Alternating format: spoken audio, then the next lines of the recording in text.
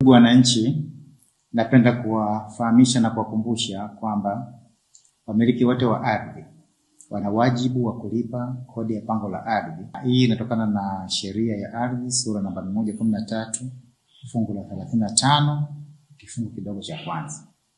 Kushindwa kutekeleza jukumu hili la msingi ni sawa na kuibia serikali, na kosa hili linaweza kukufanya ufikishwe mahakamani na kuhukumiwa. Wizara ya Ardhi, Nyumba na Maendeleo ya Makazi imepewa lengo la kukusanya jumla ya bilioni 290 kwa mwaka huu wa fedha. Kumekuwa na changamoto kadhaa katika kufikia malengo, na changamoto hizo tumezijadili kwa kina na kukubaliana namna ya kukabiliana na changamoto hizo ili tuweze kufikia malengo. Kwa hiyo katika mkakati ambao tumeufanya ni pamoja na kusisitizana wote ambao tumehudhuria kwenye kikao hiki, lakini mikoa yote Tanzania bara, kuhakikisha kwamba wanawafikia wadaiwa wote wa kodi ya pango la ardhi.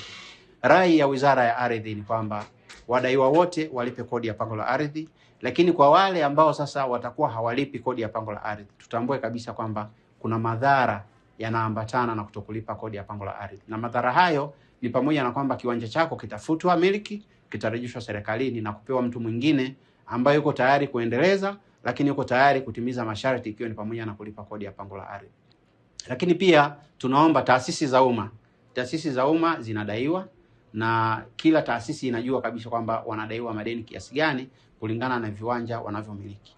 Rai yetu ni kwamba taasisi pia zilipe kodi ya pango la ardhi ili kodi hii iweze kuingia serikalini na iweze kufanya kazi za serikali. Tunajua kabisa kwamba shughuli zote za wizara, shughuli za serikali zinategemea kodi ili serikali iweze kuendeshwa na huduma ziweze kupatikana vizuri.